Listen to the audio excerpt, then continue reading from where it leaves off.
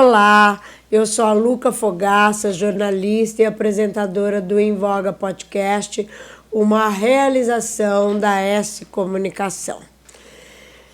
Hoje acho que nem vai ser entrevista, eu acho que vai ser um papo delicioso, porque é uma pessoa que eu conheço, não vou nem falar há quantos anos. Luiz Horácio Barbosa, o famoso... Posso falar o apelido? Claro. Famoso Brucutu. Quem não conhece o Brucutu em Rio Preto, gente? Apelido herdário do meu irmão. Região. Ai, Bruco, um prazer te ter aqui, viu, querida? Aqui da mesma forma, você sabe que nossa amizade é grande, é firme. É verdade. É muito antiga. Nossa, eu lembro, eu conheci o pouco, pode contar? Eu conheci o Brucutu na fila do Zig Zag. Pode ser. Que era de domingo às 10 horas da manhã. Depois da missa das 8 da catedral. A gente ia no cinema, tinha o Zig Zag. Exatamente. Nossa, daí eu conheci o Brucutu lá. Ele já era um menino terrível. Era. Mas hoje em dia deu um senhor mais acomodado. E era aquela turminha, não era só eu, né? Ali todos você conhece todos. Zé Niloel, para falar só alguns, Vitolinha, Silviano, era uma turminha da igreja ali, boa, que a gente ali fazia a missa das 8 na catedral primeiro ali, molecão. Ali. E daí ia pro cinema. Ia pro cinema. Bom, e hoje? Você fez engenharia, né? Então, você sabe que eu estudei a maior parte da minha vida. Sei, né? Eu sei. Eu fiz engenharia civil. Tá. Eu estou formado, está fazendo agora 46 anos. 46.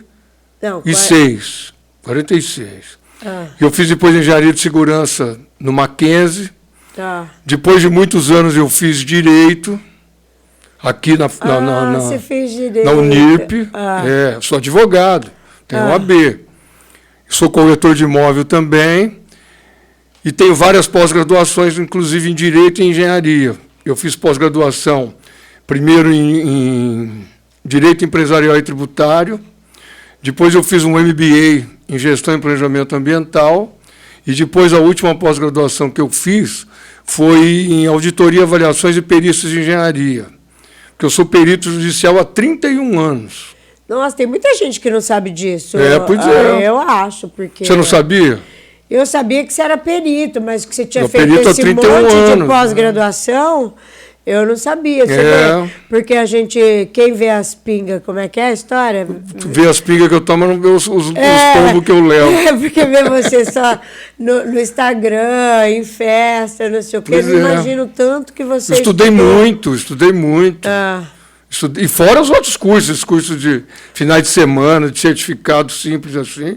Também tem uma infinidade deles, né? Sempre me dediquei muito, sempre tive facilidade, sempre gostei muito do banco de escola. Cheguei legal. Até dar aula também, mas não fui um professor. Você gosta do banco da escola? Eu escola. Gostava do banco da sala de aula. De aprender, né? Sentava na primeira carteira para ficar bem atento na sala de aula e assim eu ia. Estudei todo esse tempo, até outro dia. Essa última pós-graduação faz 2 anos que eu fiz. Nossa, que beleza! Essa de engenharia, E tenho, na minha lavra, eu tenho mais ou menos uns 2.000 laudos judiciais. Nossa, que espetáculo! No total, uns 8.000 laudos. Entre laudo para particular, judicial, nossa caixa, nosso banco. O que é laudo judicial? Eu não sei. É laudo que eu faço, minha especialidade é avaliação de imóvel e perícias. Eu herdei uma casa ou qualquer coisa assim. Isso, você quer saber quanto vale. Né? Então, você é do lado judicial. Ou, por exemplo, eu vou separar do meu marido. Meu marido diz que a casa vale tanto. Eu chamo um perito para fazer o juiz nomeia. O juiz nomeia. Eu sou nomeado pelo juiz, eu sou homem de confiança do juiz. Tá. Em trabalhos assim eu tenho 2.000. Tem que ser o juiz, porque se for a pessoa ou interessado, se for judicial. Né? No particular também. Você quer saber, você está lá, mas quanto vale minha casa? Você tem 2 caminhos. Um é fazer uma avaliação de engenharia de avaliação. Você vai chamar um profissional, especialista, que sou eu, existem vários assim, ou você vai pedir para um corretor. O corretor vai te dar uma opinião de valor. Na maioria das vezes, muitas vezes certinha, porque ele tem prática disso aí. Eu acho que eles colocam muito baixo. Não, mas às vezes não, às vezes coloca alto porque ele tem interesse numa comissão maior. Mas eles sabem, sim, sabem bastante, mas não faz um laudo de avaliação. É opinião de valor, opinião mercadológica que chama. E nós fazemos um laudo de avaliação, onde você vai ter um valor mínimo, médio e máximo. Tipo, esse laudo de avaliação, você vai ver a área construída. Vou na casa, faço vistoria, tiro fotografia. Casa, se está afundando, se não está, como que está alicerce, telhado, tudo. Nós trabalhamos com variáveis. O que são as variáveis? Porque a gente trabalha com método científico para avaliação. É inferência estatística que chama. É estatística. Então a gente trabalha com algumas variáveis, que é localização, padrão de construção, área do terreno, área construída, estado de conservação, idade, número de dormitório, número de sanitário. Tem várias variáveis que pesam numa avaliação. Então a gente trabalha com isso aí. A gente tem um programa especial. E daí você faz um laudo e apresenta para o juiz. Isso. E o juiz se baseia... Aí o juiz manda as partes se manifestarem. Pode haver concordância ou não. Ou então é casos que houve um dano na casa, no imóvel. Ontem mesmo foi ver isso aí. A pessoa, lá no Quinta do Golfe, a pessoa estava mexendo num terreno, para entregar preliminar num terreno, e causou dano no vizinho. Porque hoje uma das minhas especialidades é fazer inspeção predial. O que é inspeção predial? É fazer esse tipo de coisa. A pessoa vai construir e vai fazer uma terraplenagem no terreno, pode afetar as casas vizinhas. Lógico. Não existe essa cultura muito levada a sério, porque eles pensam que esse trabalho é feito só para imóvel antigo, para essas casas velhas aí, qualquer mexidinha afeta a casa, mas para casa nova também. Isso aconteceu no Quinta do Golfe Residencial, ontem. Eu fui fazer uma dessa aí. Há pouco tempo atrás eu fiz um laudo de vistoria de um prédio novinho, prédio de alto luxo, aqui em Rio Preto, que teve um problema gravíssimo de execução no projeto de captação de água pluvial, e gerou lá um desbarrancamento que caiu parede do segundo subsolo. Um negócio terrível lá. Nossa, daí você é chamado para você fazer o laudo. Para fazer um laudo, para depois eles decidirem, o condomínio decidir se entra com uma ação ou não. Isso tem acontecido várias vezes, vários casos. Entra com uma ação contra a construtora. Contra a construtora. Aí a construtora, que quer ter o nome dela limpo, ela faz tudo aquilo que está apontado no laudo. Então ela resolve. Tenta resolver, pelo menos. E lá na Quinta do Golfe, o sujeito que está construindo vai ter que resolver o problema. Vai ter, já foi lá, o engenheiro, inclusive, ontem à tarde eu estava lá, fui lá ver, o engenheiro foi lá, já se propôs a resolver. Não é dano grave, mas é dano que causou. Que não é obrigação do proprietário daquele imóvel danificado. Sabe a Verão? Sei, nossa claro. Amiga a casa dela ficava ali na Chico Porco, lá na Francisco Leitão, em São Paulo. E era uma casa antiga, aquelas casas que tem lá, né? E o cara comprou o terreno do lado e foi construir um prédio. E pá! Detonou a casa. Detonou a casa dela. Daí eles moveram uma ação que demorou anos. Ganharam, lógico, na justiça, mas demorou 10 anos, sei lá, um absurdo assim, porque vinha um laudo, vinha não sei o quê, ele falava que não era. Tem discussão, exatamente. Por isso que o bom senso, isso aí deveria ter essa cultura aí. Poucos têm aqui em Rio Preto. Tem sim, tem gente aí preocupada com isso que faz. Eu já fiz vários laudos desses aí. A pessoa vai construir, vai mexer no terreno, sabe que pode afetar a casa vizinha, e vai lá e se oferece, eu vou fazer um laudo, nós vamos ver sua casa exatamente como está hoje. Tudo que ocorrer daqui para frente isso a gente não é responsabilidade minha. Tudo que ocorrer aqui para ele, assume que tudo aquilo é responsabilidade dele. E mesmo assim, você acredita que tem gente que não deixa entrar na casa para ver a casa, para fazer a vistoria? Mesmo assim. Não acredito. Verdade, porque não tem essa cultura. Quer manter a privacidade dele, às vezes a casa está com problema, tem vergonha, acontece. Não deixa, briga com o vizinho, tem briga de vizinho. Nossa, quer dizer que eu acho que depois que assistir essa entrevista e ver alguém construindo, do lado vai falar, o senhor chama aí o cara para fazer o laudo. Eu até avisei, eu conversei com o rapazinho que é o engenheiro do condomínio lá, que ele vê todas as obras, ele supervisiona todas as obras, e conversei com o engenheiro da própria obra. Tá. Eu falei para eles, façam isso aí. Eu dei a minha referência para eles vão me ligar quando precisar, exatamente porque é um trabalho muito isso bom. É muito importante. E economiza. E economiza dor de cabeça. Porque você imagina quanto fica uma ação judicial dessa aí. Né? Muito caro. Danos morais. Advogado, danos morais, danos físicos. Né? A demora que leva isso aí. Isso já fiz várias vezes, muitos laudos desses. Faz tanto judicial quanto particular. Faz 31 anos que você é perito judicial? 31 anos. 31 Nossa, anos. É bastante Na vara aqui de Rio Preto, região, fiz muito trabalho em Putirendaba, faço ainda. Tá. E fiz também em Ubatuba, quando eu pensava em mudar para Ubatuba. Você fez de Ubatuba. Eu cheguei aí uma vez com você fazer uma perícia lá. Eu fiz bastante laudo em Ubatuba também. Tanto de engenharia de segurança do trabalho, quanto de engenharia civil. Tá. Agora, o direito que eu fiz, o advogado e corretor, eu não atuo, nem como advogado, nem como corretor. Isso aí eu deixo ali para... você fez só para melhorar o meu currículo e para dar mais conhecimento. Não, e advogado, posso te falar direito? Eu acho que todo mundo devia fazer. Todo mundo devia fazer. E eu fiz com a seguinte intenção, para conseguir interpretar melhor os processos que eu trabalho como perito judicial. Porque para você ser um perito de mão cheia mesmo, você tem que conhecer direito.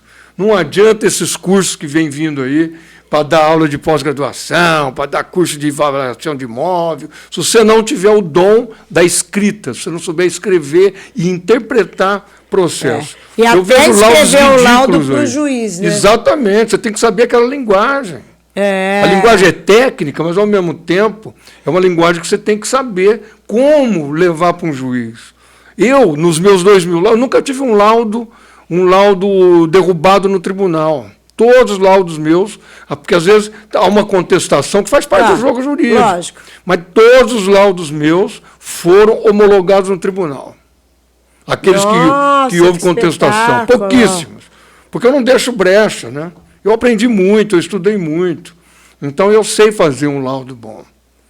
Eu sou bom nisso aí, sim. Eu confio, porque ninguém vai falar que eu sou bom. Se eu não falar que eu sou bom, não, lógico, poucos vão falar. Mas eu acredito que você está falando aqui com a maior propriedade. Porque eu sou um cara sério, você me conhece. Você está fazendo, você sabe direitinho.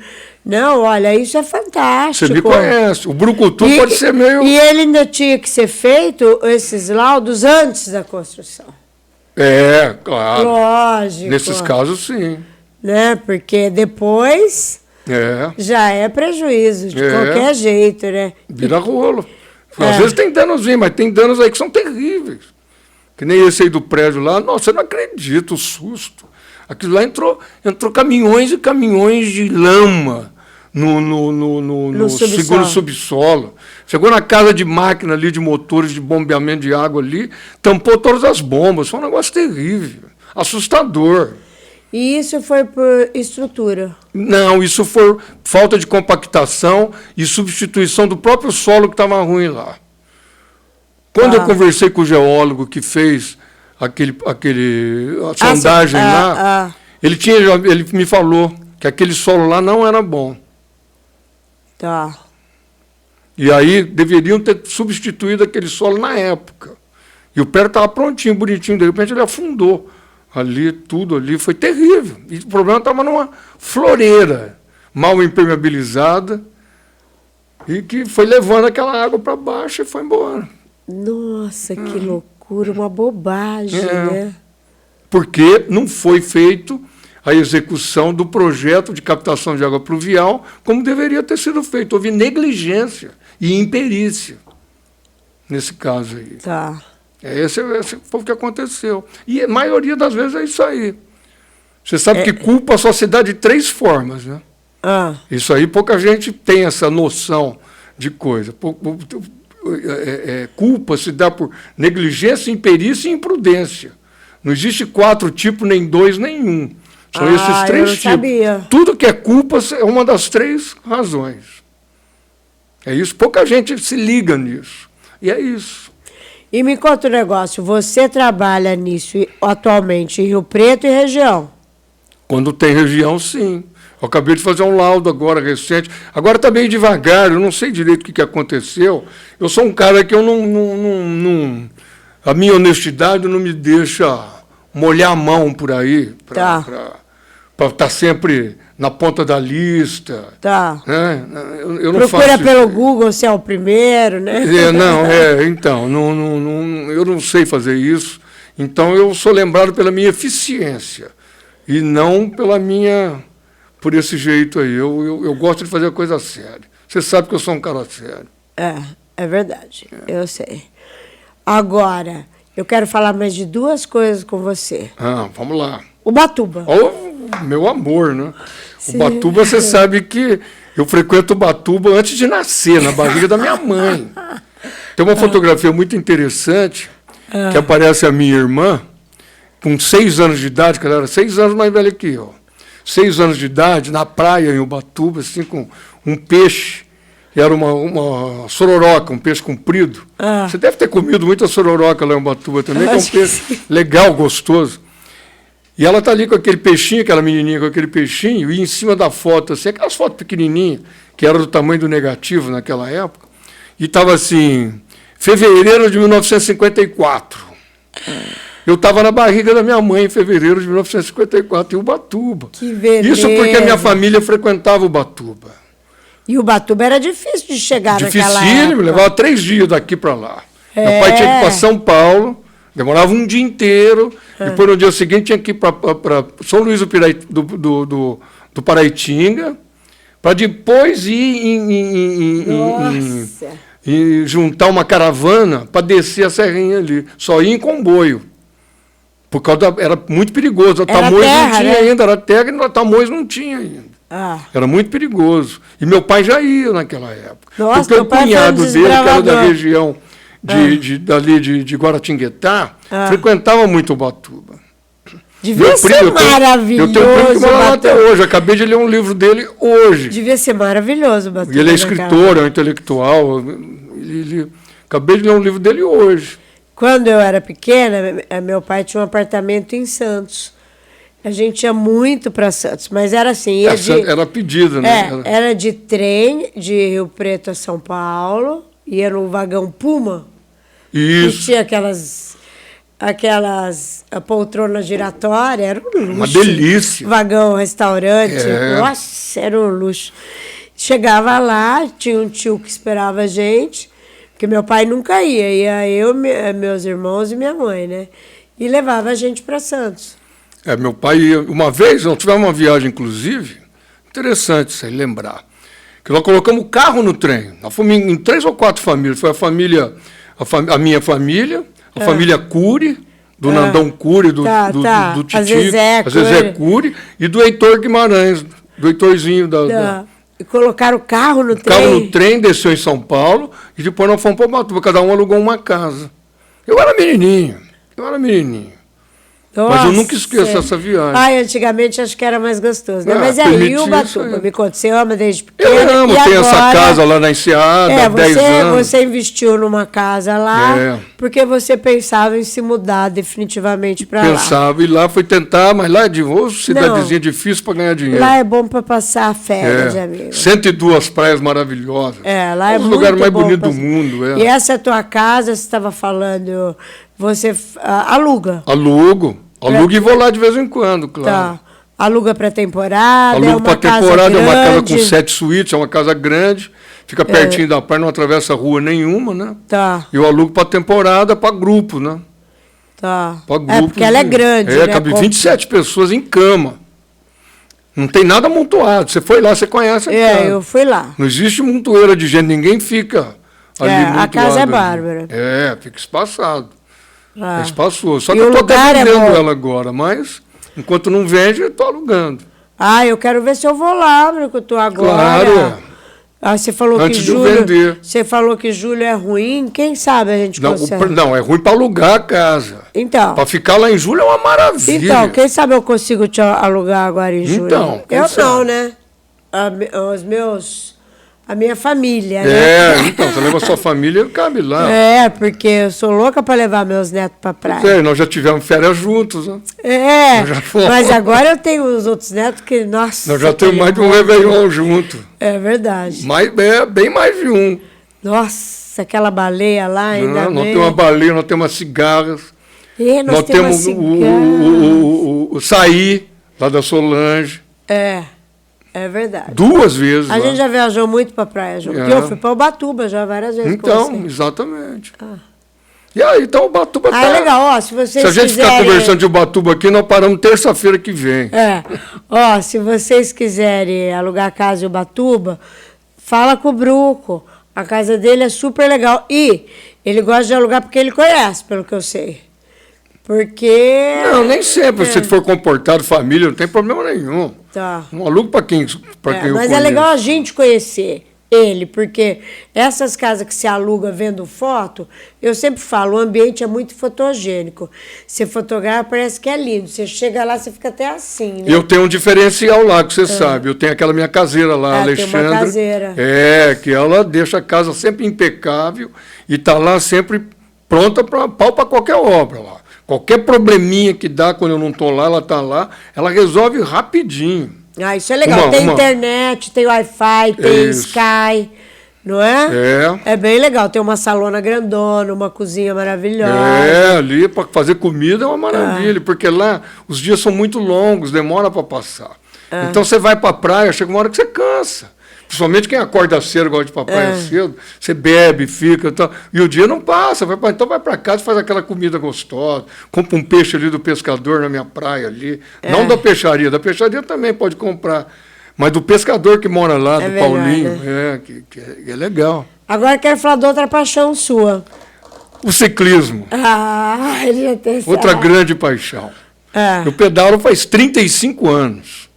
Eu sou praticamente o primeiro mountain biker de Rio Preto, porque eu comprei essa primeira bicicleta minha. Quando moleque eu morava no centro, eu tive bicicleta herdada de família, mas ali não eram essas coisas aí. E quando eu comprei essa bicicleta, eu comprei de um cara que veio ser personal ali, nem naquela época nem usava esse termo personal. Ele era mais um professor da Moving. Ele veio junto com o dono da Moving lá, com o Maurício e com o Eduardo, era o Cássio, que inclusive eu soube que ele já morreu, e ele tinha uma mountain bike. Essa mountain bike, eu me apaixonei por ela, vi e comprei dele. Era a primeira série mountain bike da Caloi, há 35 anos atrás. Não existia mountain bike. Eu ia em encontro de bike, e a minha era a única mountain bike. E aí, eu andando naquela bike, ele andava sozinho para todo lado, tinha o João, que você lembra muito bem dele, o João Dunga, o João do Pão, que delícia. Amigão, um cara fantástico, maravilhoso, todo mundo. Ninguém falava nada do João, o João era um xodó. E ele, quando viu que eu andava, eu sabia que ele andava também, eu chamei ele, e ele comprou uma mountain bike do Biel Sabião, que era profissional de bicicleta, e tinha trazido uma mountain bike da Europa, essa mountain bike. Ele acabou comprando. Então a gente era nós dois que tínhamos mountain bike, a gente saía para todo lado pedalando aí. Uma vez por semana e todo sábado a gente andava por aí. E não tinha essa coisa essa firulinha de capacete, nada disso. O pessoal que andava de speed, que era o pedal dos velhos ali, que tinha aquele pessoal ali, a maioria morreu já. E que continua vivo hoje, mas no mountain bike, que ali tem o próprio Lucídio Bertocco, ele mantém vivo isso aí, junto lá com o Gentil, que é o cara que faz os pedais, eles vão tudo para a terra hoje. Não tem mais speed. E eu, por exemplo, parei de pedalar na terra, eu pedalo só no asfalto agora. Porque eu tenho prótese de quadril, eu tenho medo de tomar tombo. Então hoje eu só pedalo, mas eu e o João, a gente saía por aí pedalando. E hoje, quando eu vejo que às vezes você fala, eu vou pedalar, eu vejo pelo Instagram, né, que eu te sigo. E às vezes você pedala há quanto tempo? O mínimo de pedal assim que eu faço, só para uns 50 quilômetros, 55. Pode parecer muito para muita gente, mas não é muito, não. Para quem pedala regularmente... 50 quilômetros, quanto tempo você leva? Não, mas sem pressa. Ninguém fala em média, não fala nada, porque eu tenho 2 grupos de pedal que eu pedalo. 2 grupos, né? Hoje, atual. Eu tenho o grupo que é o Pedalar da Fé do tio Tony, que faz um pedal uma vez por ano, que vai até Santa Fé do Sul e volta em 3 dias, 400 quilômetros. Eu já fiz 5 vezes. Mas a primeira vez eu fiz 100% da quilometragem, e as outras vezes, vai ficando mais velho, a gente vai pegando um apoio aqui, um dia ali, entendi. dá umas enganadas e vai pelo... É uma festa que tem um cunho religioso, porque é uma promessa que ele paga. E o outro grupo que eu tenho, que é o grupo mais atual que eu pedalo aí, que é o Qualidade de Vida, que eu e o Afonso, e o Odir, que eu brinco muito com ele, o Afonso, que é meu parceirão, nós montamos esse grupo aí, na brincadeira, assim, nós começamos a fazer uns videozinhos. E cresceu, super cresceu. Hoje nós temos um grupinho coeso, forte, bacana, legal, que a gente está sempre pedalando. Então a gente divide. É um pedal de asfalto para poder pedalar, e um pedal de terra, onde eles vão e fazem pedais aí que chama... Na verdade, nós até mudamos recentemente o nome do grupo, que chama Cicloturismo Qualidade de Vida. Porque a gente vai nessa cidadezinha tomar café aí, então nós vamos em Cedral, nós vamos em Uchoa, nós vamos em Bálsamo, nós vamos em Tanabi, nós vamos em Ruilândia, a gente faz pedal pela região aqui, sempre com esse intuito aí de pedalar sem pressa. Que essa tua saúde, toda essa força, tá ligada à bicicleta? Tá ligada, eu sempre fui esportista, você sabe, eu sempre fui meio fanático, meio tigrão. Eu sempre fiz esporte a vida inteira. Eu nadei, eu joguei bola, nunca fui craque de bola, mas joguei bola. Joguei basquete, joguei vôlei, joguei tênis muitos anos. Futebol, nunca fui craque, não posso nem dizer, mas joguei muito tempo. Era o que tinha. Aí eu juntei futebol com bicicleta lá atrás. Eu ia jogar futebol e ia de bicicleta. Então eu fiz esse casamento e rodava por aqui. E, você sabe, só para complementar aqui, em final de 2021, eu fui daqui para Ubatuba de bicicleta. Você sabe disso. É verdade. Não era promessa, não era nada. Peguei 2 caronas, saí daqui segunda-feira, 6h30 da manhã, e cheguei sexta-feira, 10:45 da tarde, lá em Ubatuba. Foi uma delícia, um prazer muito grande de ter feito isso aí. Foi muito legal. E tem o currículo, tem essas coisas aí, várias viagens de bicicleta que eu fiz por aqui na região aqui, e gosto muito de pedalar e estimulo as pessoas a pedalarem. É muito legal. Eu não sei andar de bicicleta. Mas aprende. Você não sabia dirigir também? Até um tempo aí, você demorou para aprender a dirigir. Eu fui aprender a dirigir com 28 anos. Minha filha também não pedala. Mas a Flávia também não pedala. Brucutu, adorei te ver aqui. Mas nós temos que terminar. Tá bom. Tempo. Viu? Também gostei. Foi muito boa essa nossa conversa. Foi boa, né? Eu adorei. Eu não sabia muita coisa que você tinha estudado. O teu lado profissional eu desconhecia. O Ubatuba e a bicicleta eu ainda sabia. Mas o teu lado profissional eu desconhecia nem todo mundo sabe que eu tenho tudo isso aí que eu estudei tanto. Isso eu acho muito legal. Acho que nós vamos esclarecer um monte de coisa para um monte de gente. Legal. É bom. Né? É bom. Estou aí, à disposição para trabalhar, para fazer. Ainda estou com saúde para isso. Nossa, ainda tem muita lenha para queimar. Tenho. Vocês gostaram da entrevista? Se gostou, dá um like, segue a gente no Instagram e se inscreve no canal. Tá bom? Beijinho.